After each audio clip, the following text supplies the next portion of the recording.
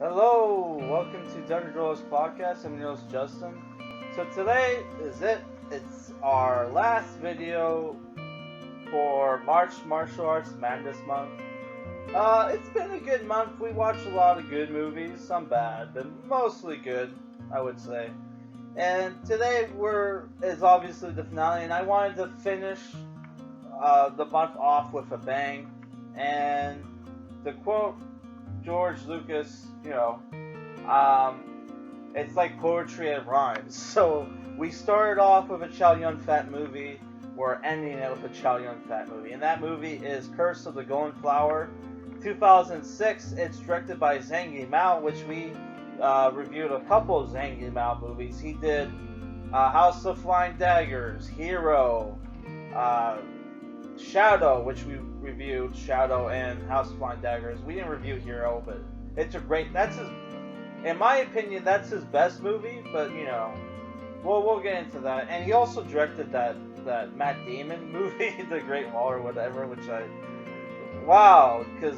you come off kind of like an art house kind of guy. You just directed that movie, which a lot of people hate that movie. I don't know. I enjoyed it for what it was. Kind of annoyed that he didn't have the kung fu dub voice he had in the trailer. In the movie, that movie, he had like a Scottish or whatever accent. So let's get on with the review. The movie stars Chow Yun Fat as Emperor Ping, Gong Li as Empress Phoenix, Jay Chou as Prince Jai, which is voice acted by Liam O'Brien from Naruto. Also, Yuri Lowenthal voice acts Prince Yu. And you have Chen Jin as the Imperial heir. I forget his name. Here it is. Sorry, I got the names mixed up. Yi Lu plays Crown Prince Wan. You got Mon Li as Jiang Chen, Jiang Shi Quinn as Prince. Prince who? Okay, not sure on that. Oh, that's the actor who plays the prince. Okay, because Yuri Lowenthal does the voice acting. Yeah. And you have Dong Hong Ni as Imperial Physician, and you have Jin Chen as Mrs. Jiang. So, I watched the English dub for this movie, which I enjoyed the English dub. And for people to know, when I first watched this movie in high school, and I didn't like it at first. Like I said, I'm glad I gave it a second shot because obviously when I first watched it, I was a dumb teenager at the time because at 2006 I would have been a teenager, and my problem with the movie then was there wasn't a lot of action scenes, right? And back then I wasn't really into intrigue, scheming, plots, strategy, stuff like that. Which is that's what this movie is. Just like with a lot of other Zhang Yimou movies, there's obviously a Romance of the Three Kingdoms kind of feel to it. Which the story for this movie is actually really cool. It's basically about the wife of the king, the emperor, which is Chow Yun Fat, is getting poisoned, and she learns about this, and during a festival she's planning like a rebellion, right? Which she wants her son, who is the second prince, to succeed and become emperor of China, right? Which what's going on is the Emperor Ping has three sons, but only two of them, the second and last one, belong to Empress Phoenix. His first son was from a previous marriage where we're told where his mother had died, which Emperor Ping did not come from royalty. He married into royalty, right? He was just a commander of some sort, right? So that's why when he found out that his wife was cheating on him with his son. That's not really a spoiler. That's like they tell you that right away. He decided to poison her with the help of the royal physician and her daughter, who's in love with the crown prince, right? And the crown prince doesn't have the talent of his second brother, and he basically, he tells his brother, hey, I'm not really up for this, I'm not good, I'm not talented as second brother. Can you hand the crown to him? Which he was planning to do it after the festival, right? But really, the crown prince basically doesn't want to be prince because he wants the easy life, and he's in love with this one woman, which there turns out I find it funny that the movie starts off. Spoiler alert! I'm giving this movie an 8 out of 10. It has great costumes, great action scenes, great intrigue, and everything. Right? Costumes, sets, everything. So I'm going to go into spoilers. Okay? So it's 8 out of 10. So I love how the movie starts off with fake incest and it goes into real incest, where you find out that that the crown prince's mother is still alive, and she's married to the crown physician, because there was something where the Emperor Ping had to made an excuse to have his wife in prison and her family killed, so he can be freed up, so he can marry the Empress Phoenix, right? But he told his son, hey, she died, because he doesn't want he doesn't want him distressed and whatever, right? Obviously, because obviously if the crown prince knew his real mother was still alive, he would probably want to be with her or whatever, right? So when it turns out that he's fucking his half sister, because that was a really cool. We find out about it not right away, but a good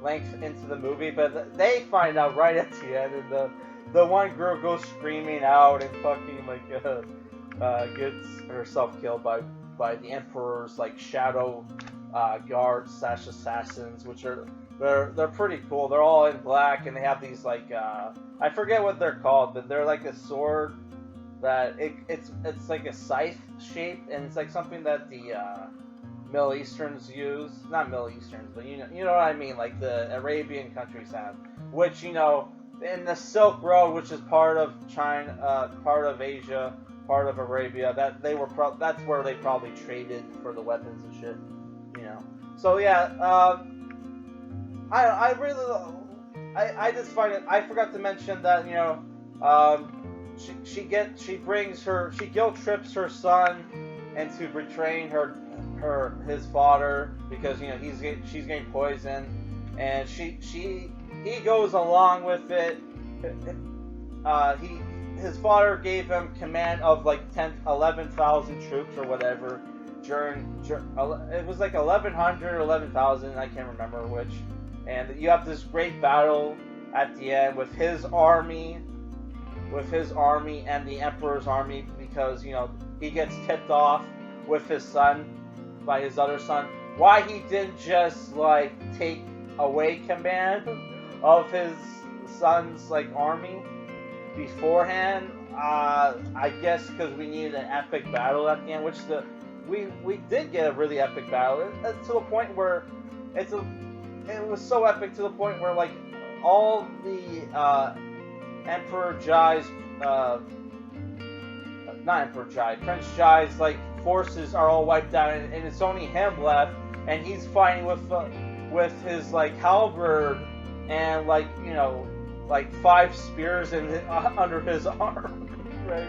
And it turns into fucking Dynasty Warriors, which is cool. But obviously he loses, and yeah, the movie has kind of a shitty ending, where it turns out not only was Prince Jai and the Queen had their fucking coup d'etat plan, but also the youngest prince was planning a coup d'etat as well, and kills his like brother, who had already tried to kill himself earlier in the movie. Because he obviously, if there's a coup d'etat against the emperor, everybody suspects it's the guy, the crown prince, which that doesn't make a lot of sense to me, other than like, oh, he's tired of waiting, right? But like, obviously we know that's not his style, but it is what it is. So again, like I mentioned, pretty much all the great things about this movie. You have great costumes, great sets. You have the intrigue with the scheming, the plots, and everything. And there's some fan service with all the girls in the movies, like titties are like popped up, so you have lots of great cleavage in the movie where you see them walking down the halls and they're like, cleavage is jiggling. So that was fucking cool. But yeah, other than that, I don't know. Like, it's an 8 out of 10. It's a great movie. Check it out. It's probably available for rent. I bought the DVD at a used DVD place for like $5. It was totally fucking worth it. It's an awesome movie. Check it out. So, yeah, tomorrow is April Fool's Day, and I'm going to upload a review, and I'm going to have commentary for that movie where I probably get drunk. So look forward to that. I don't know when that's going to get uploaded. I haven't even fucking looked into what movie we're going to review. Because, I've just been too busy, right? And tomorrow is also Tokusatsu Thursday, so I have to review something Tokusatsu related.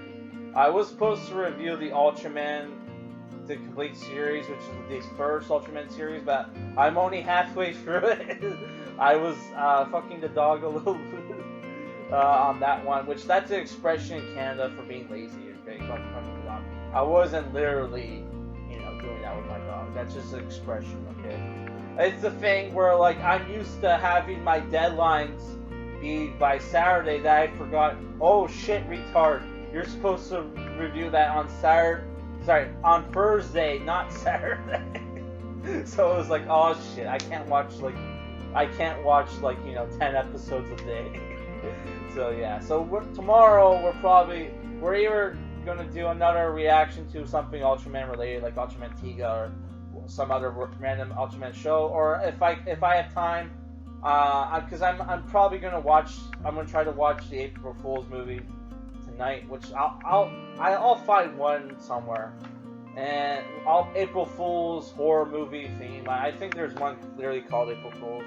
I'll try to watch that tonight, review it, and get that thing done, so I have time to review what I really want to review tomorrow, which is Kamen Rider J and Kamen Rider Zeo, which that would be a cool double feature because they're both like 50 something minutes long, so it's doable. So yeah, look forward to that, guys. And also, we have another Comic Haul video that we're gonna upload.